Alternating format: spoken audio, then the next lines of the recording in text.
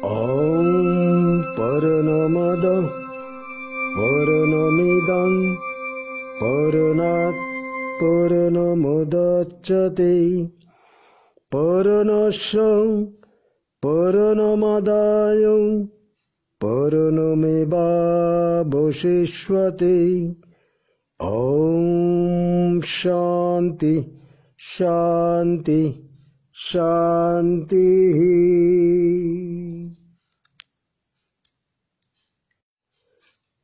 আমরা আলোচনা করছিলাম পাতঞ্জল যোগ দর্শন সম্পর্কে। পাতঞ্জল যোগ দর্শনের সাধন পাদ নিয়ে আমরা আলোচনা শুরু করেছিলাম।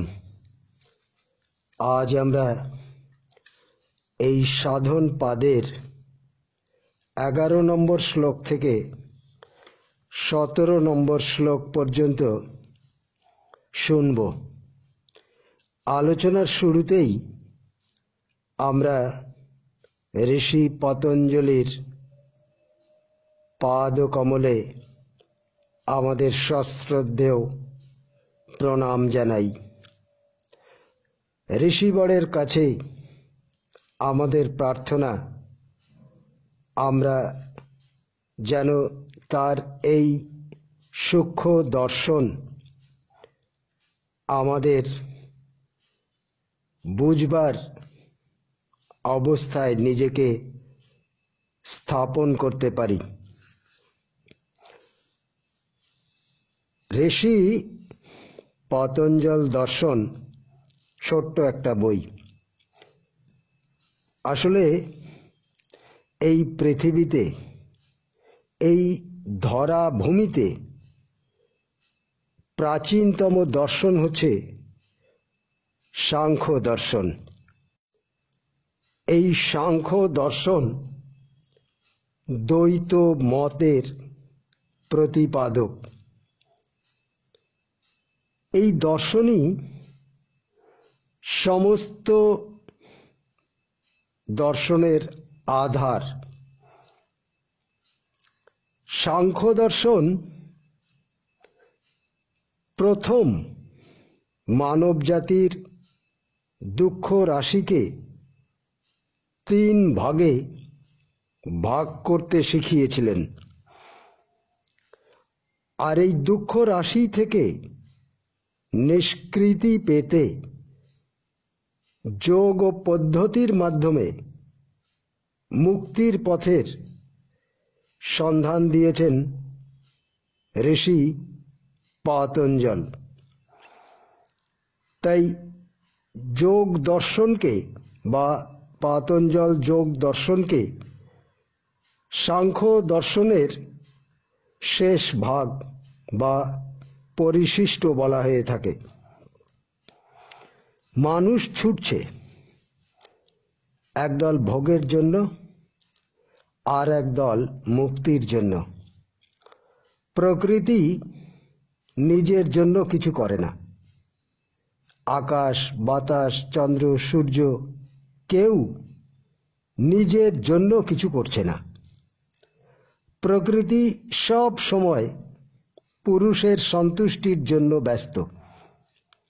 আবার পুরুষ কখনো ভোগ রূপে, আবার কখনো মুক্তি রূপে আস্বাদন করছে। সমাধি সাধকের মধ্যে ফুটিয়ে তুলতে পারে সজ্ঞা। সমাধি আলাদাভাবে চিনিয়ে দেবে এই দুই তত্ত্বের মধ্যে পার্থক্য। প্রকৃতির পরিণাম সম্পর্কে জ্ঞান হয় বিবেকের সাহায্যে। যোগ দর্শন দুটো জ্ঞানের উপরে প্রতিষ্ঠিত। একটা হচ্ছে বিবেক জ্ঞান, আর একটা হচ্ছে বিবেকজ জ্ঞান। বিবেক জ্ঞানে প্রকৃতি উন্মোচিত হয়, আর বিবেকজ জ্ঞানে স্বরূপ দর্শন হয়। বিবেকজ জ্ঞানে প্রকৃতির স্বরূপ উপলব্ধি হয়। বিবেকের একদিকে পুরুষ আর একদিকে প্রকৃতি। বিবেক জ্ঞানের ফলে এই দুইয়ের বিচ্ছিন্নতা ঘটে থাকে। যোগ ও সাধক এই জ্ঞানের সন্ধানে সমস্ত কিছু থেকে নিবৃত্ত হয়ে থাকেন, আর সমাধি এই নিবৃত্তির পরিণাম।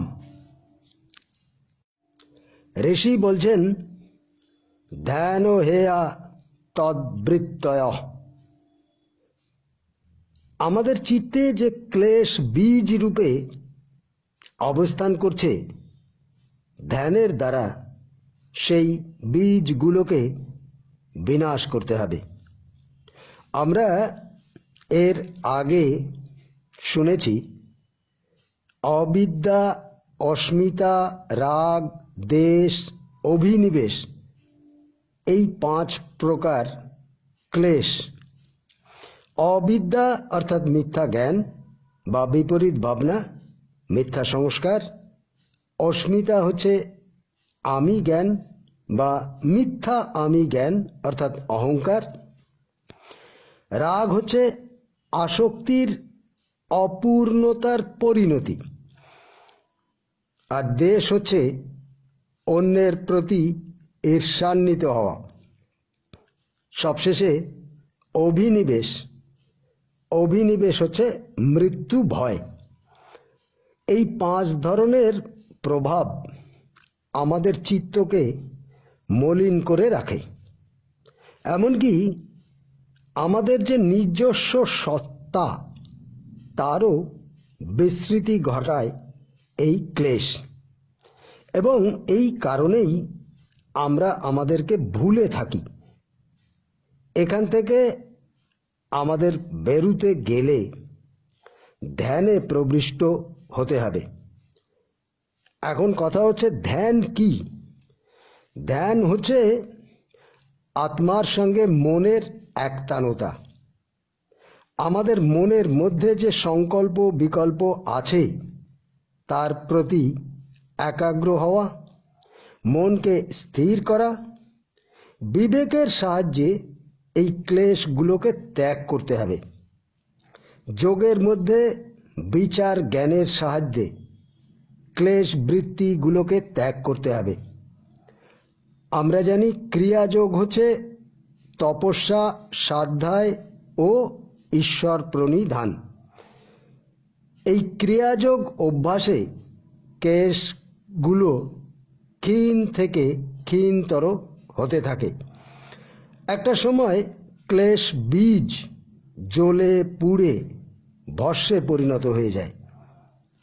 ক্লেশগুলো যখন ভস্মে পরিণত হয়, তখন বোঝা যায় ধ্যানের প্রারম্ভ হলো, অর্থাৎ ধ্যান শুরু হলো। মন তখন অবিচল হয়ে যায়, শান্ত হয়ে যায়। আর আমাদের বৃত্তিগুলো তখন ধ্বংস হয়। মনে রাখতে হবে, স্থূল ক্লেশগুলো আমাদের শত্রু, কিন্তু সূক্ষ্ম ক্লেশগুলো আমাদের মহাশত্রু। যখন এই ক্লেশগুলো পুড়ে ছাই হয়ে যাবে, তখন সাধকের যোগজ সমাধি হবে।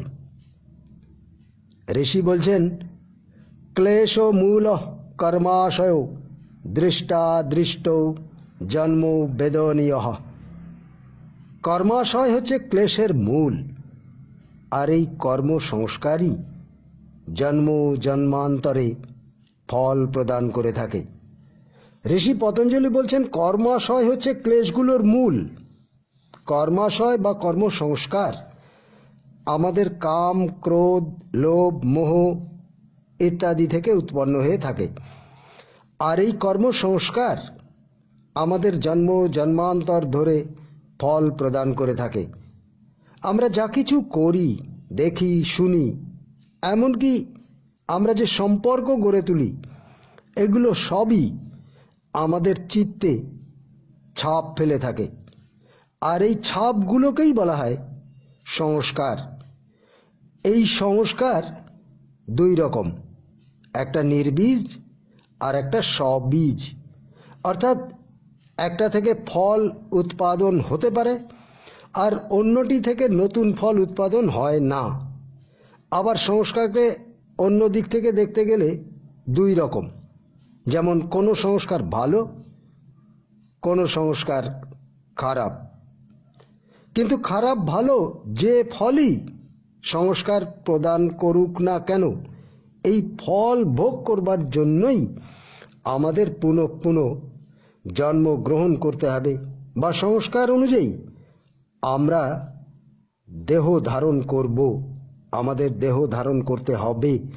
অর্থাৎ যে দেহ যেমন ভোগের অনুকূল সেই মতো আমাদের দেহ ধারণ করতে হবে। এই কথাই ঋষি পতঞ্জলি পরবর্তী শ্লোকে বলছেন। তিনি বলছেন, সতি মূলে তদ বিপাকো জাতি আয়ু ভোগা। সতি অর্থাৎ ক্লেশগুলো থাকলে পর, মূলে অর্থাৎ কর্মের মূলে, তদ বিপাকো অর্থাৎ সেগুলো কর্মফল কর্মাশয়ে রান্না হতে থাকে, বিপাক হতে থাকে। জাতি আয়ু ভোগা, জাতি অর্থাৎ মনুষ্য জাতি ইত্যাদি আয়ুষ্কাল ও ভোগ প্রাপ্ত হয়ে থাকে। কর্মের মূলে যে ক্লেশ থাকে সেগুলোই আমাদের আয়ু, জাতি ও ভোগ রূপে তার পরিণাম প্রকটিত হয়।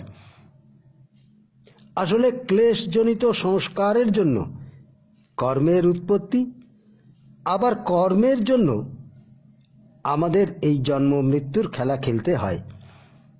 এই কর্মফল ভোগ নিমিত্ত পুরুষের নির্দিষ্ট শরীরে জন্ম ও আয়ু নির্ধারিত হয়ে থাকে। আসলে এই কর্মের খেলা বোঝা খুব শক্ত, কেননা কর্মফল ভোগের জন্য শরীর ধারণ, আবার শরীর রক্ষার জন্য কর্ম, আবার কর্মফল ভোগের জন্য জন্ম।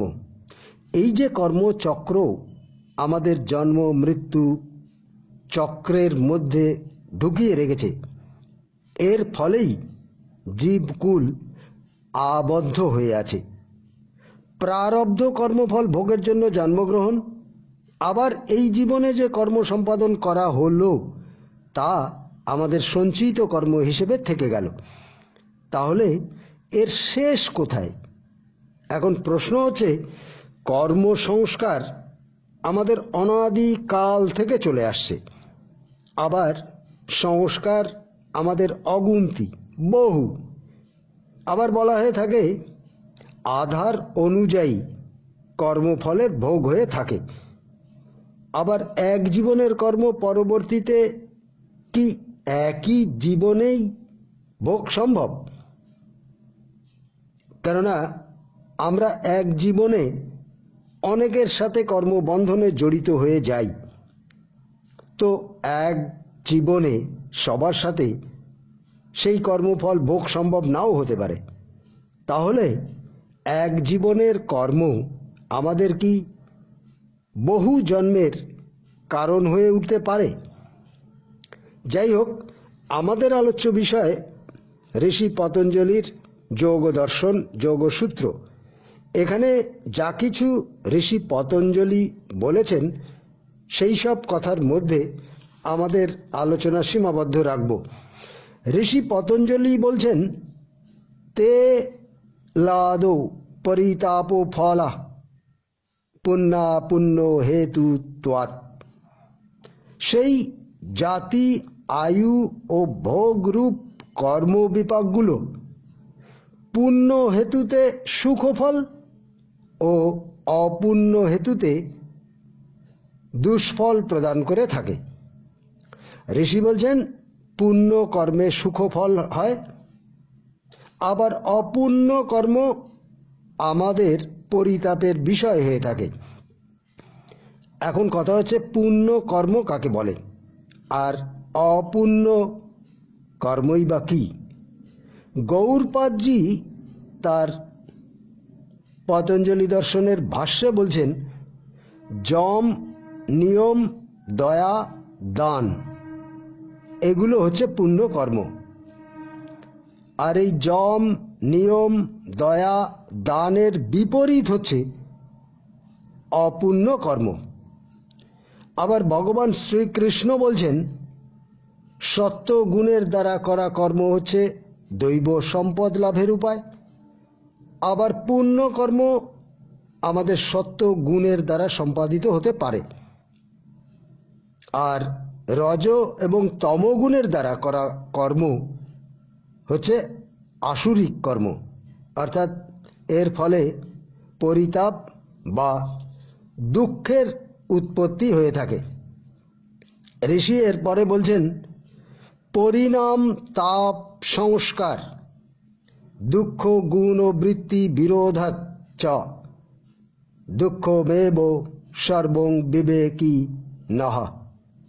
ঋষি বলছেন, পরিণাম, তাপ ও সংস্কার এই তিন রকম দুঃখ বর্তমান থাকবার জন্য এবং তিনটি গুণের বৃত্তির মধ্যে পরস্পর বিরোধের কারণে বিবেকীদের কাছে সবই দুঃখজনক। যারা বিবেকবান তারা তিনটি গুণজাত কর্মকেই দুঃখের কারণ হিসেবে নির্ণয় করেছেন। এখন কথা হচ্ছে, যা আমাদের মতো সাধারণের কাছে সুখকর কর্ম বা পুণ্যকর্ম, তা বিবেকীদের কাছে কিভাবে দুঃখজনক বা অপুণ্য কর্ম হতে পারে। দেখুন, সংসার থেকে সরে পড়তে গেলে বা সংসার থেকে নিষ্কৃতি পেতে গেলে সংসারের যাবতীয় সুখ দুঃখ থেকে নিজেকে সরিয়ে নিতে হবে। সুখ দুঃখ পরস্পর বিরোধী, কিন্তু দুটোই ভোগ। তো সমস্ত ভোগ, তা সে দুঃখ ভোগ হোক বা সুখ ভোগ হোক, ভোগ থেকে নিজেকে আলাদা না করতে পারলে এই সংসার নিগড় থেকে মুক্তি পাওয়া সম্ভব নয়। আর এই ভোগের মূলে আছে আমাদের সংস্কারের শৃঙ্খল। আবার এই সংস্কার হচ্ছে আমাদের অবিদ্যার ফল। অবিদ্যার কারণেই সংস্কারের জন্ম হচ্ছে। তাই বিবেকীগণ সমস্ত কর্মের মধ্যেই দোষ দর্শন করে থাকেন। অর্থাৎ সংসারে থাকবো, সুখ টুক শুধু নেব, দুঃখটা নেব না, এটা বিবেকীগণ চান না। যার জন্য তারা সুখ দুঃখ দুটোকেই সমানভাবে দেখেন। আর বিবেকীগণ অষ্টমার্গের পথে নিজেকে পরিচালিত করে থাকেন। নিজের মধ্যে আত্মজিজ্ঞাসা জাগিয়ে তোলেন, ঈশ্বর জিজ্ঞাসা জাগিয়ে তোলেন। আর একটা কথা হচ্ছে, সংসারে দুঃখের ভোগ কমাতে গেলে দুঃখকেই প্রথমে ভোগ করতে হবে, তবেই দুঃখের নিষ্পত্তি সম্ভব। সংসারে সুখ দুঃখের আদান প্রদান চলতেই থাকে, হয় সুখ না হয় দুঃখ। এই জায়গা থেকে বেরুতে গেলে নিবৃত্তি মার্গ অবলম্বন ভিন্ন অন্য কোনো পথ নেই। তাই বিবেকীগণ ত্রিতাপ ও জ্বালা থেকে মুক্তির জন্য ত্রিতাপ জ্বালাতেই নিজেকে পুড়িয়ে ছাই করে থাকেন। আর এর থেকেই আসে মুক্তির আকাঙ্ক্ষা। ধর্ম অধর্ম সব পরিত্যাগ করতে হবে। ভগবান শ্রীকৃষ্ণ বলছেন, হে অর্জুন, তুমি এতদিন ধর্ম অধর্ম বলতে যা কিছু বুঝেছ, সমস্ত কিছু পরিত্যাগ করে আমার শরণ নাও। বিবেকবান পুরুষ সেই কাজটিই করে থাকেন। ঋষি পতঞ্জলি এর পরে বলছেন, হে অং দুঃখম অনাগতম। অনাগত অর্থাৎ যে দুঃখ এখনো আসেনি, অর্থাৎ যে ক্লেশ বীজ রূপে চিত্তভূমিতে দেখা দিয়েছে, তাকেও বিবেকীগণ পরিত্যাগ করে থাকেন। ঋষি বলছেন, বর্তমানের সুখ দুঃখে যেমন নির্বিকার থাকতে হবে, বর্তমানের সুখ দুঃখ যেমন পরিত্যাগ করতে হবে, ঠিক তেমনি সুখ দুঃখ ভবিষ্যতের জন্য যেগুলো সঞ্চয় করা আছে তাকেও আমাদের পরিত্যাগ করতে হবে। হেয় অর্থাৎ হীনভাবে ত্যাগ করতে হবে। অর্থাৎ ভবিষ্যতের যে সুখের আশায় আমি অপেক্ষমান হয়ে আছি সেই জায়গা থেকে নিজেকে বের করে নিয়ে আসতে হবে। তাই সমস্ত সুখ দুঃখ, তা সে অতীতের স্মৃতি হোক, বর্তমানের ভোগ হোক বা ভবিষ্যতের ভোগ হোক, সবই মনে প্রাণে আমাদের ত্যাগ করতে হবে। ভবিষ্যতের কাল্পনিক সুখও আমাদের ত্যাগ করতে হবে। তবেই আমরা আমাদের মধ্যে মুক্তির আকাঙ্ক্ষা জাগাতে পারব। আর নিজের মধ্যে যখন এই মুক্তির আকাঙ্ক্ষা পরিপুষ্ট লাভ করবে, তখন আমরা অষ্ট মার্গের পথে নিজেকে নিয়োজিত করতে সক্ষম হব। ঋষি এর পরে বলছেন, দৃষ্ট দৃশ্যয় সংযোগ হেয় হেতু। দ্রষ্টা ও দৃশ্য এই দুইয়ের সংযোগ হেয় অর্থাৎ ত্যাগের হেতু। দ্রষ্টা হচ্ছে আমাদের বুদ্ধিতে প্রতিবিম্বিত স্বচ্ছ পুরুষ। দ্রষ্টা হচ্ছে আমাদের বুদ্ধিতে প্রতিবিম্বিত স্বচ্ছ পুরুষ, আর দৃশ্য হচ্ছে বুদ্ধি। এই দ্রষ্টা ও দৃশ্যের মিলনে বা সংযোগে যে ফল উৎপাদন হয় তা দুঃখজনক। তাই ঋষি পতঞ্জলি দ্রষ্টা দৃশ্য অর্থাৎ প্রতিবিম্বিত পুরুষ, যা পুরুষের ছবি মাত্র, আসল পুরুষ নয়, এবং যাতে প্রতিবিম্বিত হচ্ছে অর্থাৎ আমাদের বুদ্ধি, এর যে সংযোগ, একে ঋষি পতঞ্জলি পরিত্যাগ করতে বলছেন। অর্থাৎ বুদ্ধি ও বুদ্ধিতে প্রতিবিম্বিত পুরুষ, এই দুইকেই পরিত্যাগ করতে হবে। কারণ এগুলোর মধ্যে একটা হচ্ছে আয়না, যাতে প্রতিবিম্বিত হয়, আর আয়নার ভেতরে থাকে ছায়া, যা আসল পুরুষ নয়। তাই এই দুইকেই পরিত্যাগ করতে হবে। সত্যের পথে সাধককে পরিচালিত করতে চাইছেন ঋষি পতঞ্জলি।